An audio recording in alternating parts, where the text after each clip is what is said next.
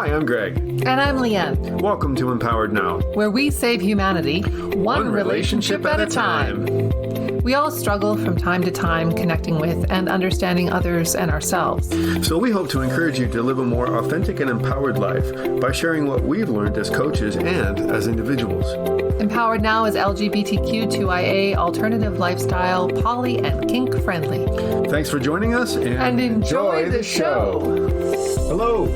Welcome to episode 17, all about authentic intimacy. Today, we're going to talk about what that means, authentic intimacy. What does it look like? How can we show up authentically with our partners and with ourselves in terms of what, intimacy is, differentiating it between sex and intimacy and whatnot. So that's my completely imperfect intro. And so we're just going to dive right in. Hi. Hi. Okay. So let's differentiate what's intimacy and what's not, and what's sex, and is it always intimate? The short answer is no, it's not always intimate. I've had many sexual experiences that were anything but intimate. Ah, yes, good point. Right. And then I've had many intimate experiences that had no nothing sexual about them at all. Right. So what's the difference? Well, sexuality is a part of our biological makeup. For some people, their sexuality is, results in a low libido or no libido at all, so no desire. Some people, it's high desire. And for those of us who engage sexually, there are many who don't get aroused unless there is an emotional connection with some intimacy. That's called demisexual. And then there are those who can have sexual experiences and enjoy them without any emotional connection or intimate layering. So when I talk about intimacy, I think what I mean by it is emotional connection primarily, but also a kind of willingness to be real, to hold safe spaces for people, to create trust. So that's what it is for me. What about for you? Well, I just took the liberty, because you know how much I love definitions. I just took the liberty of looking up intimacy, and it's close familiarity or friendship, closeness. So that's the formal definition of what intimacy is, and that's what it feels. It feels like a closeness. So pretty much anything that you do can be intimate, right? Pretty much any kind of relationship that you have can be an intimate relationship. I think in the common vernacular of things, I think we automatically assume that when we're talking about intimacy, we're referring to sexual intimacy. So sex is a type of intimacy, and intimacy is pretty much anything we want it to be from the sounds of it. That brings us closer. It brings us closer, exactly. So as long as we're, connecting and so on. So I think that's kind of the difference for me. I've had really intimate moments with strangers. I remember one experience when I was on a retreat, and we did this dyadic, I think is what the term is, where there's two people. And you just stare at each other for a prescribed amount of time, and one person is giving, one person is receiving, and then you trade roles.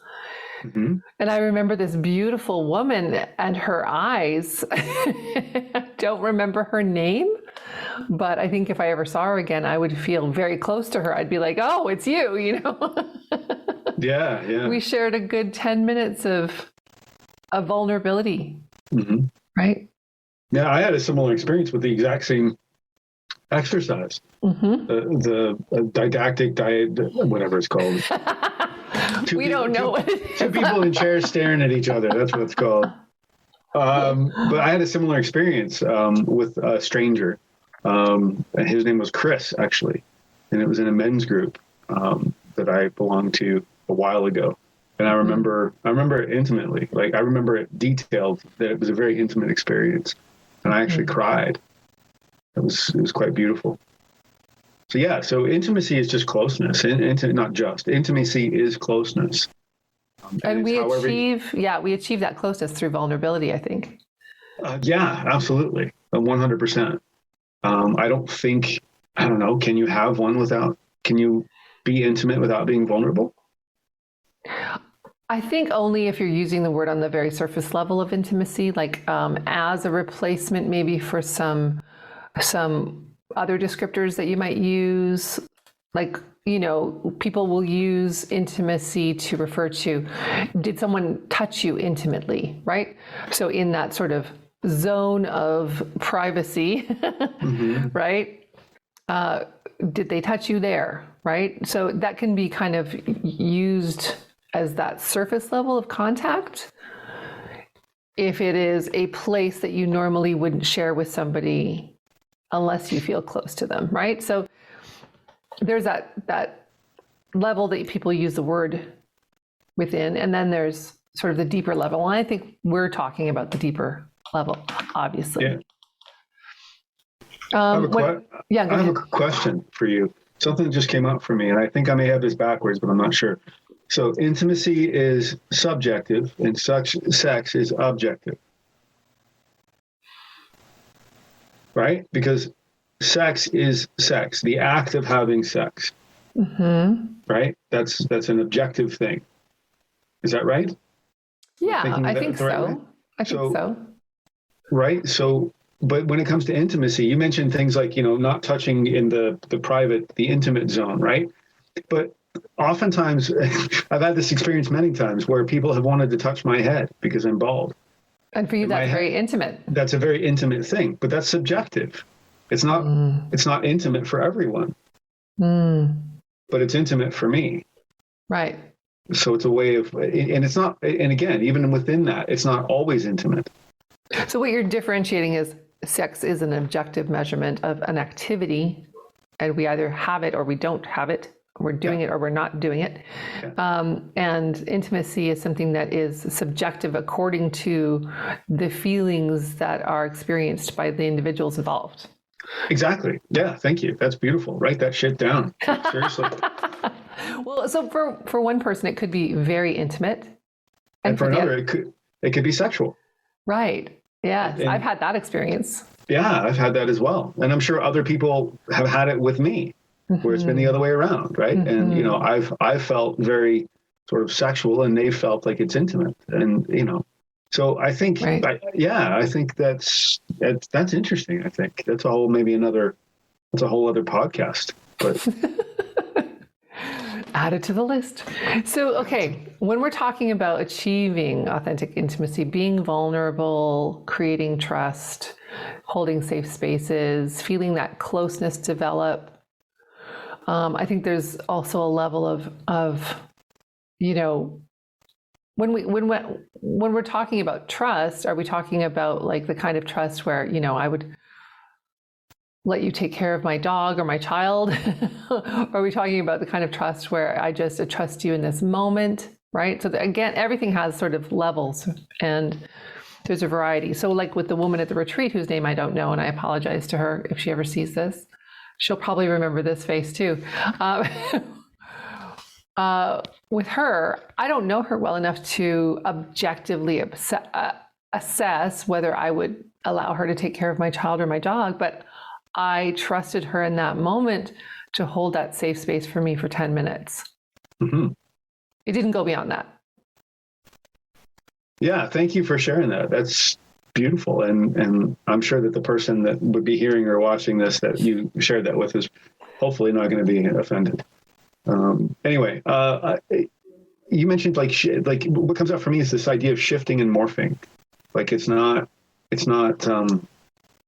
static. Yeah. It's constantly morphing. It's constantly shifting and rearranging itself in ways. Right. And there are some things that can change it for us. Right. When it comes to intimacy, and then also speaking specifically about sex here, right? The idea of sex. So some things can change, which is like, meds, stress, age, unprocessed emotions, our health, kids, employment, the stresses of life, all of that stuff has an impact on our ability to be intimate as well as to be sexual. And so if we're talking about authentic intimacy, what would authentic intimacy look like in that situation where, we want to connect and we want to be intimate, but one or the other of us or both of us isn't feeling particularly sexual? Right? Or wanting to be particularly vulnerable because of the levels of stress.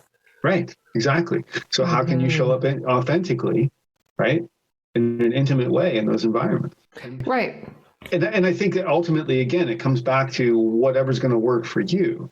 But the idea that sex is always the way to do it, I think that's challenging, and I think it's limiting. Limiting. There we go. Thank you. That's the word. It's limiting. And there's just so much other stuff that you can do. Like we've talked about, we've both had incredible experiences of intimacy that didn't require anybody's clothes coming off, which is unfortunate, but whatever, but yeah, I mean, but then there's also the other part too, is that what about playfulness? Yes, that can be very intimate. Very intimate, right?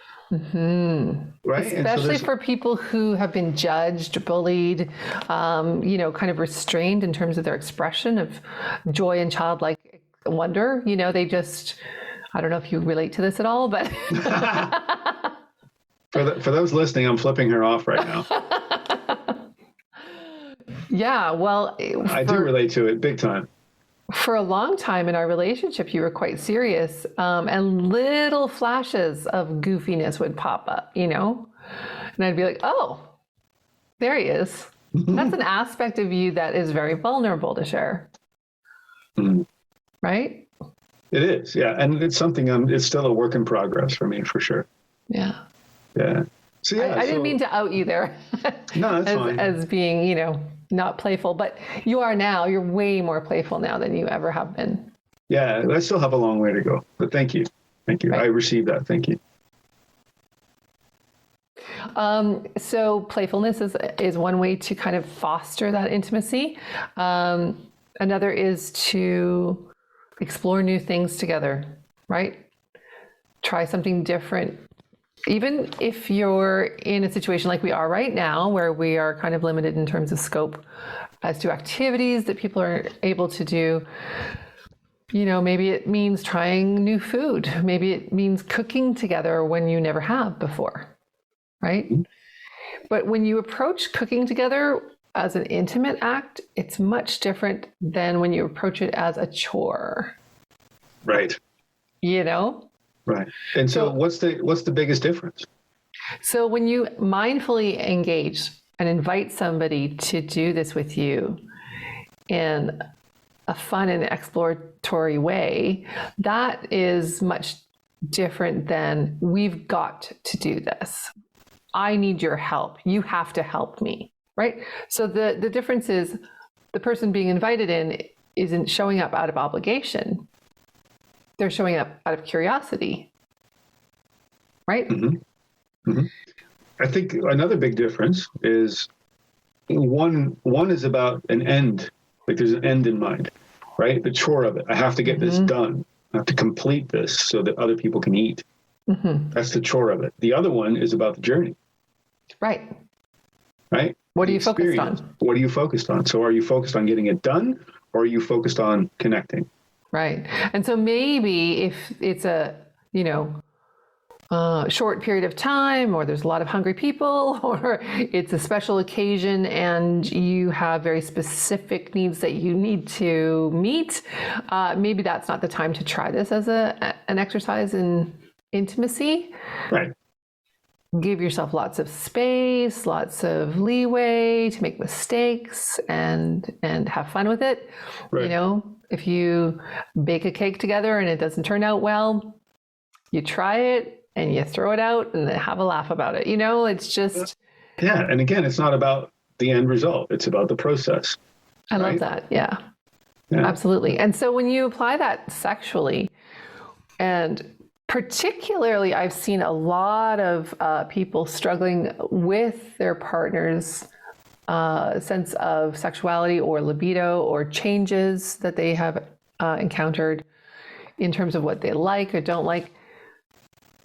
When we talk about creating more authentic intimacy in that situation, if we sometimes remove penetrative sex and oral sex from the picture, the experience, the sexual experience expands, right? We explore different kinds of touching, clothes on cuddles, moving together in space and just kind of enjoying that sensation. Dancing and caressing and all of these things that we typically set aside over time when we're not wooing to seduce, right? When we're not trying to seduce someone, we set all of that aside and we focus on okay, we get to do the primary act, right? Penetration, oral sex, we get to have an orgasm. And that focal point doesn't do us any favors. I think I just broke the armrest of my chair. That's awesome. Right? You're so strong. Oh, actually, I do have muscles now. Thank you, physio. But do you know what I mean? There's a wide variety of things that we set aside when we stop seducing our partner, and we are used to our partner being able to show up for us sexually. Right. Kind of like fast food. Right? No. I'm hungry. Let's do the drive-through. Let's do a drive. But having said that, drive-throughs are cool. Like, drive-throughs have a place in life, right? Sometimes, right? The quickies, the nooners, right? Whatever they call them these days. And sometimes you want to, sit at the bar and have a drink and listen to some jazz first. Right. I'm just saying. But I think that's the important part is that it's not just one way. Right. It's all the ways that you can experience it, right? And it doesn't always have to end in consumption, using the same analogy. Right, exactly. It doesn't always have to end in someone coming. Right. And I think that's the beauty of it. And that took a while for me to learn. My programming was pretty strong in the area of, in order to please a woman, there had to be orgasm and all of that stuff. And now I've come to understand, and not just for them, but for me as well, right? And so I've come to, because in part that was like, well, if I don't have an orgasm, then they're going to think I don't think they're pretty or attractive or desirable, right? But it's taken some time for me to come to terms with the fact and understand that my sexual experiences aren't always about having an orgasm. In fact, now they're rarely. That's never my goal when I step into that energy anymore. If it happens, great. If it doesn't, great. Like, I still have beautiful and amazing experiences. Whether that consumption, to use that term, whether the coming happens or not. And I think that's beautiful. I think that's awesome. It is beautiful. And it's fascinating to me how much time we spend as, horny young people not having sex, doing all of the seduction stuff, the flirting stuff, the dancing, the playing, the pushing, the rolling, just to be close to somebody activities, right? That we kind of try to maneuver so that we can get close to them because we find them attractive. And nowadays you can add the virtual aspect of that, right? Sexting and that stuff too, right? Nowadays, yes. Nowadays, the kids these days. That's right. Fuck, how old am I? But yeah, you're right. There's a whole other way in, mentally and physically, that doesn't have to do with, getting somebody's rocks off. Right. You were saying kids these days. Kids these days, yes. But right? When we were teenagers and we didn't have a place to go to have sex, we did everything else, right? When we're seducing someone and we're not ready for sex, we do everything else. And then when we have a long-term partner or a regular friends with benefits, we assume that that's the goal every time, and we keep it at the top of the list rather than playing and allowing more intimacy to kind of seep into the relationship. It can become very rote. I don't know about you, but for me, it can. It's like we know the buttons to push to get the result we want. So we push them and we get the result. And done. Right. Very Pavlovian. Yeah. And it's okay and fun sometimes to do it that way. It's great in a lot of ways. And then there's times when it's like, we haven't really cuddled, or we haven't really touched. I don't remember the last time I spent actual focused energy touching, right? You know, that kind of thing happens to us too. Or, you know, we have a situation where we're not aligned for whatever reason, and suddenly that looms so large because it's about sex. We put so much importance on sex that, you know, it starts to make us question the relationship, question our feelings for the other person. And Our there's for us, our sexuality. Am I okay? Right? Just because I don't want to have sex with my partner that I love? Right. The answer is yes, you are. Thank you. And Esther Perel does a lot of great work around this. You know, her book, Mating in Captivity, is essential for people who are in long-term relationships, I think, because it explores conceptually and, you know, in anecdotal experience, everything that people are finding true about long-term relationships, where we develop caring and nurturing and support and constancy, is antithetical to what we need for desire, what we need for attraction and excitement, right? So what would you say to people who, I feel like I'm interviewing you. This is weird, but you've got a lot to say about this. And I do. I was pretty passionate about this topic. Yeah, that's awesome. I love it.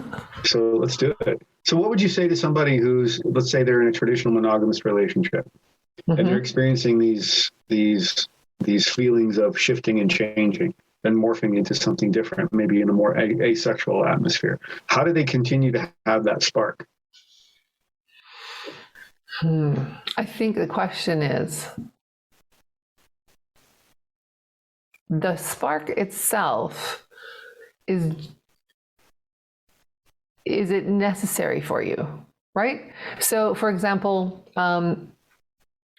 the spark is generated by certain conditions. New relationship energy, flirting, that first electric kiss, that first electric touch, you know, the first time we are naked in front of someone, all the firsts, right, help to really fuel the spark. And the spark is, you know, relatively continuous for 6 to 18 months and starts to wane after that for most people. So how necessary is the spark? So then what would you call it if you're 10 years into a relationship, 15 years into a relationship? What would I call what?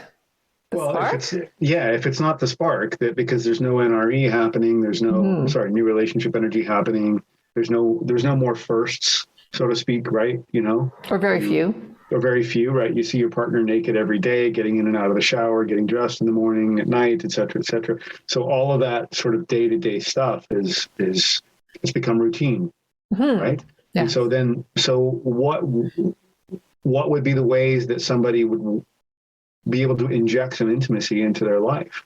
That's a different question. So the spark isn't intimacy. It's excitement and desire and pursuit and sense of fear, because there could be loss any moment or rejection any moment, right? When you've been with a partner long enough that they have consistently shown up for you and wanted you and been there for you and not rejected you, all of that excitement goes away, right? So the intimacy comes now from recognizing and valuing the constancy as much as the excitement and the fear of loss, right? Valuing that we trust this person, that we believe them to be true or to show up for us in ways that make us feel valued. And recognizing that that is just as important as the, sweaty palms and the beating heart and all of that stuff. Right? Okay. Yeah. Beautiful. Thank you. Yeah. So, that's another podcast, the difference between sort of established relationship energy and new relationship energy Yeah, add it to the list. I think that'd be a great one for us to do. So adding or focusing on authentic intimacy can happen in new relationships or in long-term older relationships, right? Right. Again, it's wide open. Like, you can do anything, can be intimate. You can watch a great movie together and have a good cry, or you can listen to a record, or go on a road trip. Right? Anything can be intimate, literally. I mean, you and I love road trips. Some of my most fond memories are with you in a car, and those are very intimate experiences for me. Listening to certain music and experiencing, or looking over and seeing you, lip syncing the words, and or belting them out, and your favorite songs. Those are incredibly intimate moments for me. The music actually comes to mind as a way into intimacy for me, anyway, because music is such a huge part of my life. That I've had many, I'm going to say this and it's going to sound funny, I've had many intimate moments by myself with music. And it had nothing to do with my dick at all. It was just beautiful moments of presence and just listening and just being aware and just allowing the music to absorb me, right? And just falling into it. And those are intimate moments, right? So I think that's what we're talking about, is the authenticity of intimacy doesn't have to look a certain way every single time, which leads us to the next part of this, in that nobody owes anyone sex. And that's kind of what started all of this.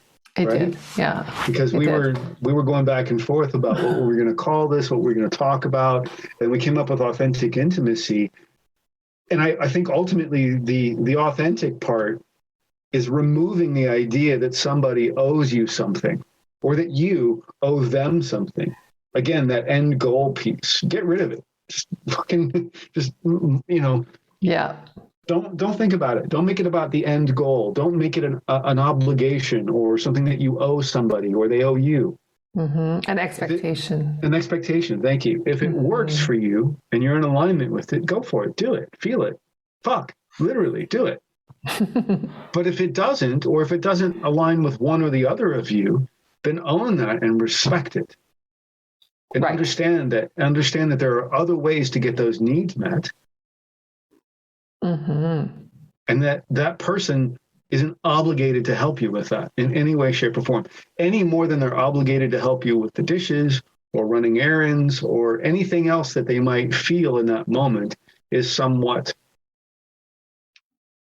whatever, arduous, chorus, whatever you want to call it, right? Because ultimately that's what it comes down to. You made the good point earlier. It's like, yeah, I can have sex with you, especially as a woman, like, I don't know, a female identifying person. It might be, I think it's easier for you to fake it. Well, I mean, there's lube, right? Well, but not only that, but like, you don't have to get something up in order to, to use it, right? Whereas me, I can't fake it. Like, I physically can't fake it. Right. My body responds in certain ways. And having said that, my body responds in certain ways in certain situations that it doesn't always align with what I want or what I feel in a moment, for sure. Yeah. So I guess in that way, I'm faking it, for sure. Actually, you know what? Now that I think about it, never mind. Oh. Never mind. I just had a bit of a moment. Yeah, we can all fake it, now that I think about it. You're able to, in some circumstances, get yourself into a place where things will work, but you may not be feeling authentic about the experience. Yeah. Yeah. Or about the person, maybe even. Yeah. right? And For maybe sure. it's, and so yeah, so apologies to those listening. I'm having a bit of a moment here. I just realized that. Yeah, anyway, so it's just interesting to me that this bit about obligation and owing sex to somebody. And I think there's some cultural stuff in there too. What do you think? I'm not going to speak to the cultural piece, but I think that the idea of owing sex, especially once a sexual relationship has started, is very common. Whether it's a casual sexual connection or a marriage or anything in between or one of many partners, if the sexual component has been introduced once, then the expectation is that it will continue in that same manner or better.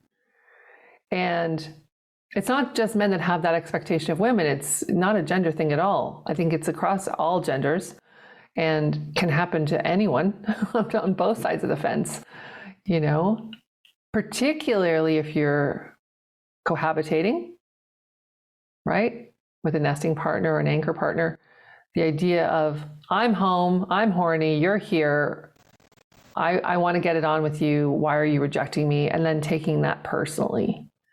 And that taking it personally piece is, you were talking about respect someone's mindset, where their head is at, what they need. Taking it personally is making it about you. It's no longer looking at the big picture, no longer looking at their needs, wants, or desires. And actually, when we take it personally, we are almost contracting with them that from this point forward, you understand that the repercussions for your rejection is that I'm going to be angry, I'm going to withdraw, I'm going to, have these negative reactions, and you're going to have to deal with me. I'm going to be resentful. Right. So now we have set up a situation where we have an unwilling partner who already probably feels some shame or guilt around it because of expectations,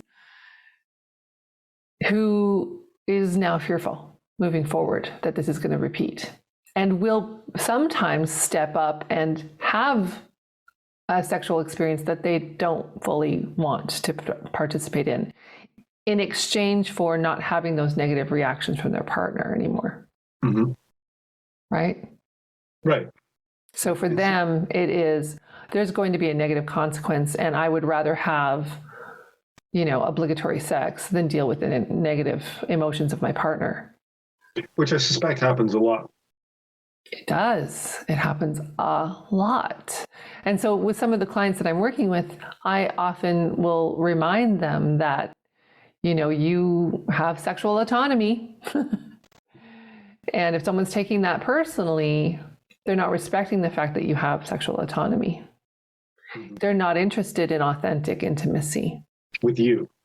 They're interested in getting their rocks off. They want what they want. They want their needs filled. And, it might be about you. It might be very focused on you, especially in a monogamous relationship where that's the only partner that you have. Mm-hmm. Right? What am I supposed to do if you don't want to have sex anymore? Geez, you've just now, put the kibosh on my sex life. Thanks, right? Mm-hmm. Is the attitude. Yeah. So, but when we're thinking like that, we're not seeing their struggle, what they're going through, and what we actually really, really want from a partner, which is for them to show up authentically in any of our interactions. We don't really want partners that are just agreeable or seem agreeable, but are building resentment. That'll implode faster than anything eventually, right? Yeah, for sure. Been there. So I think that's the main point is, as a compassionate partner, what do you want from your relationship? Do you want authenticity, or do you want them to have sex with you out of obligation and fear? Right. So what floats to the surface for me with that is you're in a monogamous relationship and your partner decides they're asexual now.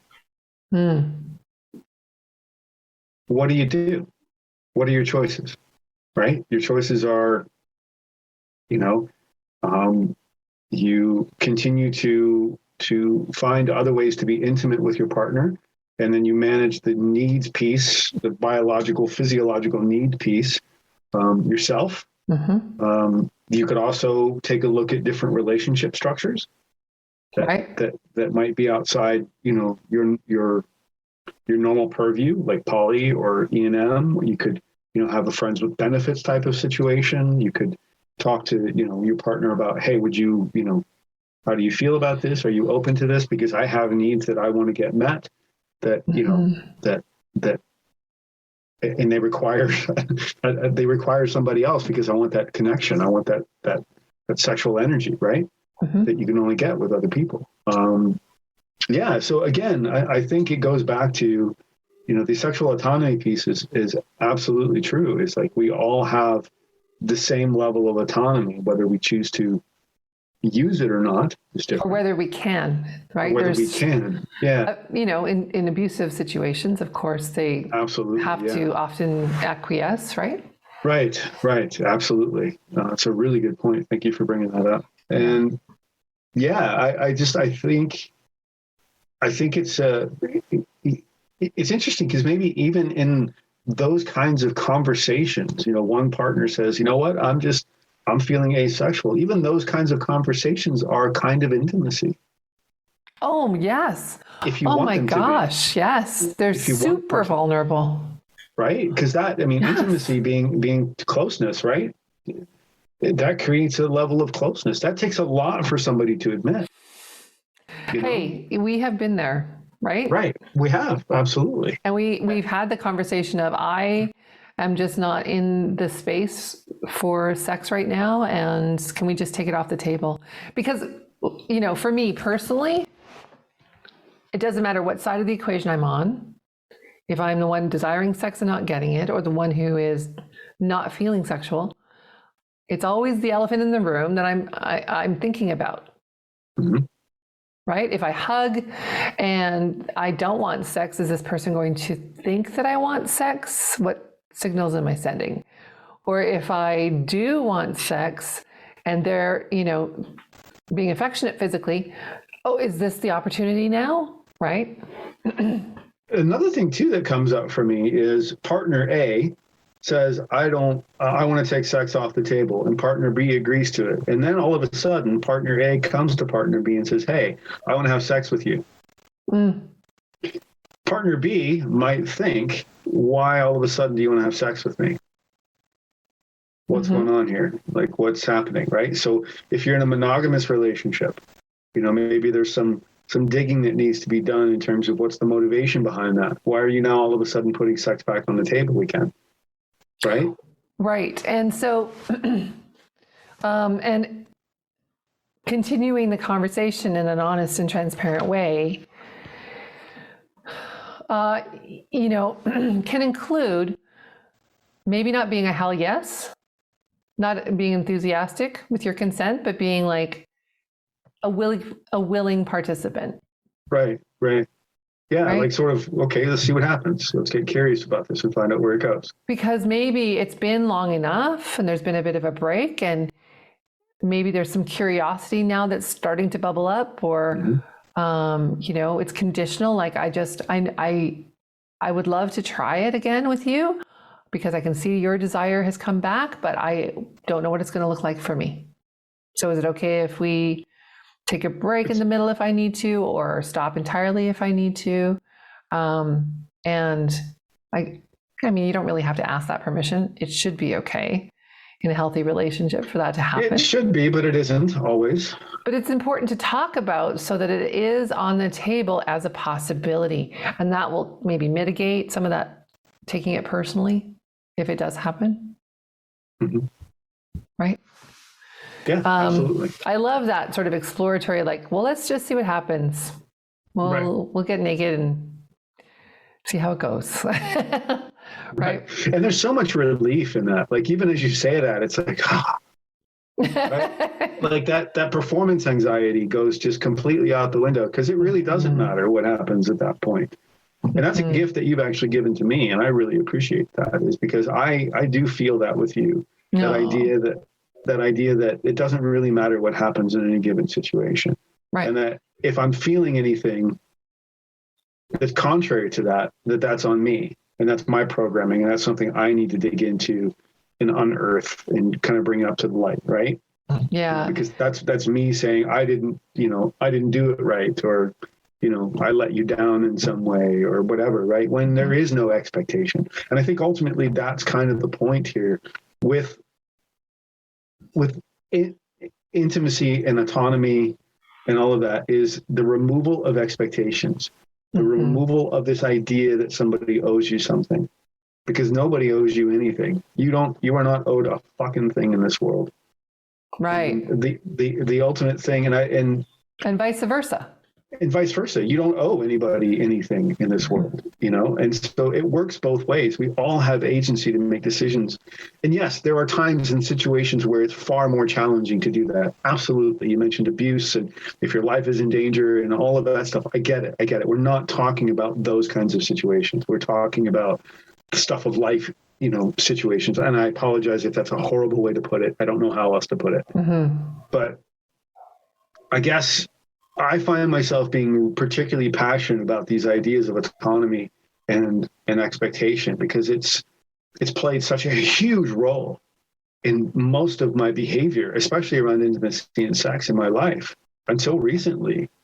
And once I started to let go of it and recognize that it's okay to allow other people to show up the way they want to, even if it doesn't meet my needs exactly, even if it's not exactly what I was hoping to get out of the situation. Well, don't fuck the hopes, but like go in with more of an experimental beginner's mind in these situations. And I'll tell you, if there's any dudes out there that are listening right now, I'll tell you the greatest gift I've ever been given is this idea that I can experiment with intimacy.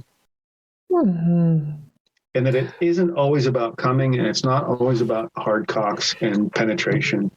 And it's about connection and closeness and intimacy. And those are the moments that you're going to remember. Those are the moments that you're going to cherish and relish. And if they happen to involve fantastic sex, great. But if you expect that every single time they will, you're going to be disappointed. Agree? Yeah. Yeah. I think once it becomes a prescriptive, performative kind of expectation for yourself. Yeah. Right? Or for others. I know as a woman, there's a lot of pressure on us to orgasm to show our partner that they've done it right. Right? So much so that you fake it. Often. Right? It's like, not often for me, but often I've heard, I've read about that happening. But, it does happen because it can take a long time. And if there is a sense of pressure, it increases that time, right? And I think for myself, in my experience, I've given up, and if I feel that, again, I've been in those relationships, not this one or recently, but ones where I felt my partner is going to take it personally if I don't have an orgasm. So therefore, I'm going to fake one to alleviate that tension. Right. Rather than, tapping them out and saying, it's okay. we can stop now and cuddle, Right. I can stop now? Yeah. I can stop. I can stop now? Thanks so much. Thanks. Let me get the feeling back into my tongue. Right. But it's just, and there's also a lot of misinformation that's still out there that is promoted, I think, a lot of times through fiction and porn, that, vaginal or anal penetrative sex is the way to give a woman an orgasm. It's not always the case. Or that squirting is equal to an orgasm. That's not always the case. So, there's partners out there that are working really hard, unnecessarily in some cases, putting pressure on their partner and themselves to reach that end goal, right? So we've kind of swung back around to sex again, but remembering that if the goal is authentic intimacy, if that is the case, right, that sex is a component, and there's myriad of ways to attack that particular component, right? If you want authentic intimacy with a sexual component, shower together. Rub a dub dub. You don't have to get the ducky in the tub. Right? You don't have to hurt yourself trying to give them an orgasm. It's just it's not necessary. Right. Is it fun? Sure. Is it for some people really important? Sure. Maybe have those conversations. Right. And those, like I said, it's important to reiterate too, since the topic of the thing is authentic intimacy. Those conversations in and of themselves are a form of authentic intimacy. Right. If you're being vulnerable with your partner or the people that you care about, whether you have one or more partners, if you're being vulnerable with them, that's a level of intimacy. Right. And that's what creates the connection. I've never felt closer to you than we had when we had that talk about, hey, we're not feeling particularly sexual right now. Can we just stop thinking about it for a while? Can we take it off the table? Right? Do you remember that? We hugged, we laughed. There was a little bit of crying. Like it was really beautiful. Yeah. And I felt closer to you and more supported by you than ever, because I thought, wow, if we can have this conversation and have it be okay, we can talk about anything, Yeah. Which again means that sex is way too important. So I think that's another episode in and of itself as well. But yeah, for sure. I completely agree. I remember the conversation and I remember feeling the same way and stuff. And it was a beautiful moment for us, for sure. It really was. I'll never forget it. And I think that's going on your tombstone. What? I don't know. Just being an asshole. But if we hadn't had that conversation, the likelihood of us achieving authentic intimacy in that period of time would have been very low, because both of us would have been showing up out of obligation for each other sexually, not really 100% in, not even really necessarily a willing participant, but trying to mitigate the negativity in the relationship, maybe, right? Ooh, this is starting to feel heavy now. It's been this long, right? Right. I'm saying right a lot today again. I know. Right. Actually, something else just came up for me. So being that you and I identify as poly, we have a large poly audience. Correct. And so I want to make a point about something that I don't think we've talked about yet. And that is, and it relates to partners taking sex off the table. So if you're somebody who identifies somewhere on the CNM, consensually non-monogamous spectrum, and you have more than one partner currently, and one partner decides to take sex off the table, or you decide with that partner to take sex off the table, that does not mean that you were then obligated to take sex off the table with other partners, right? Right. That's the very core of autonomy. And that's why we refer to ourselves as relationship autonomous, is because what happens between you and I in our relationship is between you and I in a relationship, and it is nobody else's business, right? Including our other relationships with other people. Right.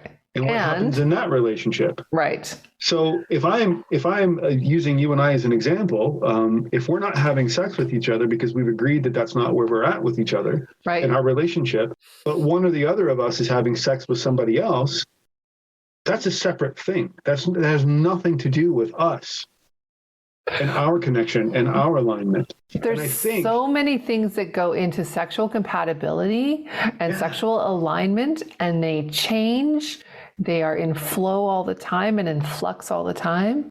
Yeah, you're absolutely right. And I think that we see that, I don't know about you, but I see that a lot in the poly community is my partner's having sex with somebody else, but not having sex with me. And that brings up a shit ton of insecurities, no doubt about Yes, it. Like, it does. absolutely. If you're not talking about it, if you're not putting it on the table, if you're not, and maybe you want to have sex with your partner, but they don't want to have sex with you right now. And so you take that personally. Maybe that partner is so enveloped in new relationship energy that they can't concentrate on anything else. That happens. That's a thing. Does that make you less valuable? No, because that's just one component of your relationship. If you're a nesting partner relationship with somebody and you've got, 5, 8, 10, 15, 20 years together, there are so many other areas of intimacy that you two experience that you will never experience with anybody else, ever. Well, and even having history is a kind of intimacy that no one else can touch. I just had this conversation with a client, actually. And yeah, that's very true.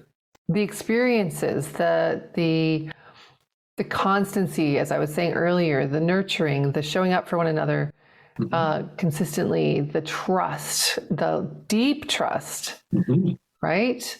When we're in new relationship energy, it's all exciting because we're so afraid of losing it. And that it's unpredictable. We don't really know this person, right? And everything is a discovery. With our other partner, it's not that way at all. And so there's a kind of, I want to avoid the word status, but there is a kind of weight granted to an established relationship. And that's beautiful, right? When we value it, when we don't take it for granted. I think that's one of the phrases, the sort of, very popular phrases that we use in talking about older relationships where we feel taken for granted. What does that mean? It means that our partner is no longer acknowledging our value to them. And that has nothing to do with sex. Because there's, again, other ways to feel valued that don't involve so many sex. other ways. Yeah. Right. And so I think that's the important piece, especially for the poly C&M audiences, is that if you're experiencing that currently or have experienced it before in the past, open that dialogue up, open that conversation up without the expectation that partner A owes you something or whatever, partner B or whatever. It owes you something. Your partner owes you something. And also, frankly, if you find that challenging to wrap your head around, then stop asking. Stop asking those questions. Stop wanting to know what your partner's doing with other partners. Right. Unless it directly impacts your health. Limited information, parallel polys, keep them separate so that there's not the temptation to compare all the time. Right. Exactly. And so maybe that's the way it works for you, right? So you don't know what's happening with other partners. Yeah. And that's a great solution to that kind of a situation if it feels overwhelming or uncomfortable for you.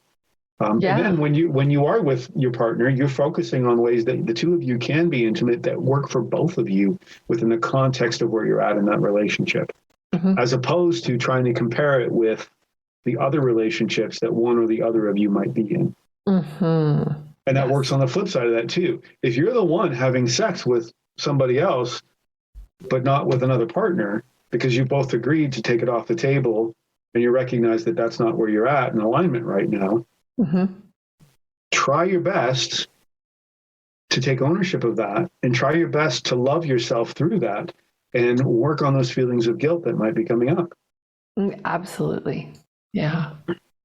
Yeah, because it can get heavier in some ways, the guilt and the shame, if you're not sexual with one partner and are with another, especially if they're aware of it. But even in your own head, you can get pretty caught up in those ideas. Yeah. Good point. Good point. Yeah. And I guess ultimately what it comes down to is these things, your relationship, intimacy, sex, all of this stuff could look whatever way you want it to. Ultimately, it does not have to be prescriptive.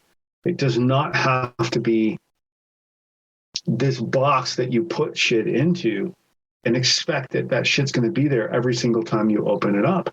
It's just let it be. Experiment, explore, be playful, have fun. take it off the table and have fun with other things. Right. Exercise together, watch movies together. I don't fuck. I mean, the list is endless, whatever you're digging, cook, whatever it is. Right. And maybe it comes back.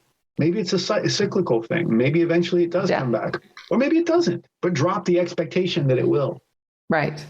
And just let whatever's going to happen, be present in the moment and experience it fully. And you will find so much more intimacy. Yes. Yay. Right? I love that. I love it. Yeah, I think that's a great place to wrap up, don't you? Sure. We've covered the idea of authentic intimacy as it's titled, and we've talked all about it. I think so. Yeah. I feel like we have. I just want to quickly tap into sort of the darker end of things, if I may, and maybe we can just talk about how the expectations that we're talking about are, you're not under threat, right? You have autonomy because you're not under threat. You're not going to lose your life or your home or your job or your child. Or you're not going to be bodily harmed. Or be bodily harmed, right? If that's even a phrase, but you know what I mean. So when you are in those situations, you're going to need more help to get out of the situation before you'll feel capable of exercising autonomy, I think. Right. And further to that, I think if you're out of that situation and there's trauma around that, right? Be kind to yourself. Yes. Ask for help. Ask for help and understand that that's okay. It's okay to be in that place. Right. And if you feel like you're still in that place because of some PTSD, and you feel like you're taking actions accordingly with new partners or different partners, that's okay. Just know that that's okay. And if you feel like you need to get help, reach out. Reach out to your local distress centers, reach out to your local support systems, talk about it, try your best to communicate about it in whatever way works for you. But understand that, again, there is no right or wrong here. You're doing, in the case of abusive situations or situations that may cause you harm, you're doing what you need to do to survive. Exactly. Yeah. And I'm a survivor of abuse by partners that I've been cohabitating with, both married and unmarried. And that's a rough place to be. So it changes the lens through which someone might be receiving our information today, right? So exactly. I think it's an important thing to note and to really put out there that if it's something that you feel you must do in order to survive or to be well, right? That's a different situation than what we're talking about. Right. Absolutely. That's a great point, and thank you for bringing it up. Well, thank you. I think this is a wonderful topic, not discussed enough. Sex isn't that important. I think you and I have I won't say unique, because I know there are other people out there that feel the way we do, but I think this is definitely an interesting way to look at things, and I know for me it's been massively helpful in not just my sexual life, but in my mental, emotional, physical life. So beautiful. So I hope people listening or watching get something out of this and find some comfort in it wherever you might be in your journey. Absolutely. All right, we'll wrap it up now. You bet. And remember, choose love and keep it kind. We'd love to hear your comments, questions, or topic suggestions. And remember to subscribe. And you're invited to join our Facebook group, Empowered Now Relationship Support and Advice for All. You can reach out to us on our websites at gregmillion.com and leannemillion.com. Or follow us on Instagram at gregmillion.lifecoach. And at Leanne Million.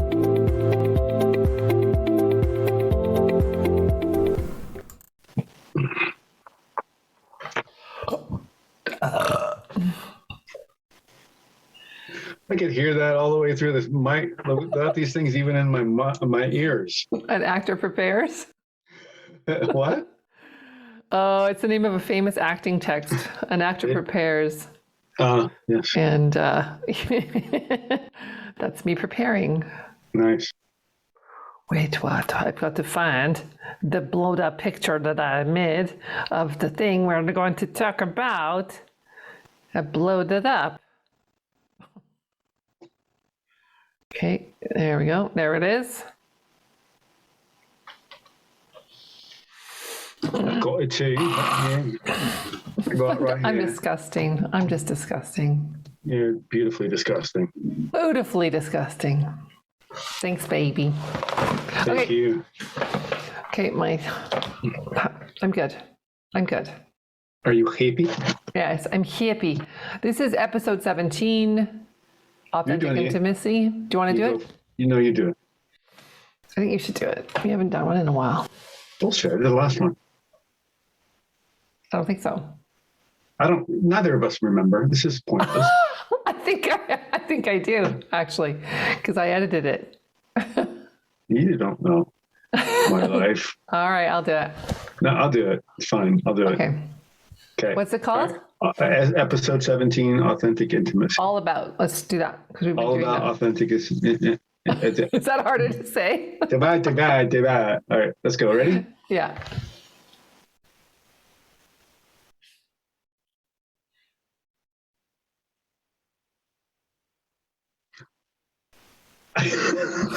You made yourself laugh. You're such an idiot. All right. Okay. 5. I mean that in the kindest way.